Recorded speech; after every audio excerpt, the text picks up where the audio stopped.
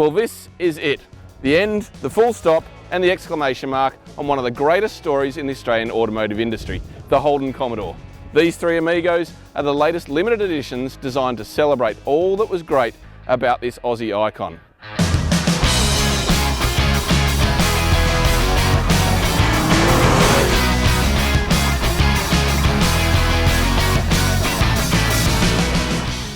Any one of these three cars is going to be the most collectible Commodore of all time. Produced in limited numbers, the Motorsport Edition, there will only be 1,000 available to the public. The Director, even less. And the Magnum Ute, only about 240. So if you want one, these are going to sell out super quick. In fact, by the time you're watching this, they may already be all snapped up. Not surprisingly, the whole philosophy behind these Swan Song models was to celebrate the best of the Commodore and to build the best Commodores. So what Holden has done is literally raided the parts bin from around the world, the Zeta platform, the Commodore, the Camaro, all the models that were made off this architecture. Take the best bits from all of them and put them together in this car. It's about how it drives, it's the dynamic flavour of the car that they've improved. Done that by adding magnetic ride suspension, which has been available in HSVs for about a decade now, but it's the first time they've been available in a regular Commodore. They also get 20-inch alloy wheels, staggered in terms of the width, wider ones on the back for more traction, and there's some extra add-on auxiliary engine coolers and transmission coolers to ensure that the car meets General Motors' certified track program so that it can literally be used to the best of its potential. And I'd have to say, out on the track, this thing is so much fun to drive. A classic V8 powered rear drive muscle car of epic proportions. All three of the limited editions are powered by a carryover 6.2 litre V8 engine that produces 304 kilowatts of power and 570 newton meters of torque.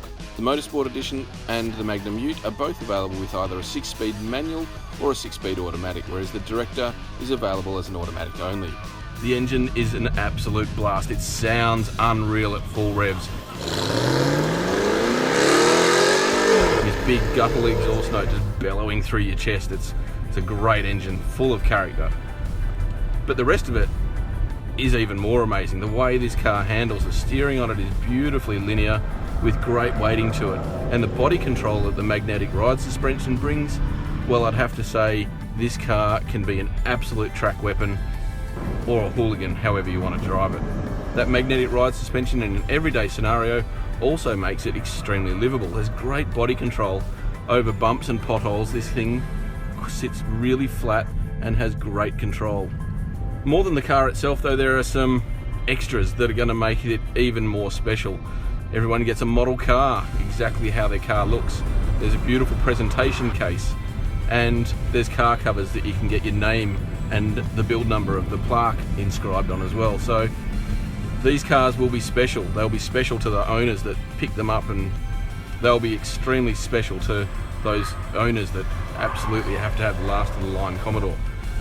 You might not see all of them on the road. There's likely to be a whole bunch of them that will be hidden for decades and decades. And the value of them, well, it's likely that even next week these things will be worth $10,000, $15,000, $20,000 more.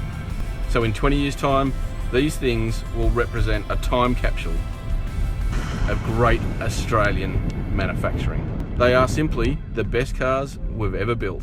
All in all, Holden has done a bang-up job of making these last-of-the-line limited editions the best examples of the Commodore ever, celebrating the legacy of the brand in general and the badge as an iconic entity, as well as the skills of all those that have been involved in crafting Australia's own muscle car.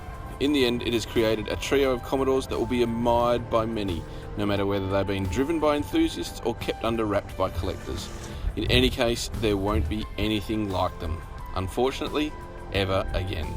Well, this all might be a little bit of a moot point, because by the time you're watching this review, these three limited editions might have already sold out. They are going to be that collectible.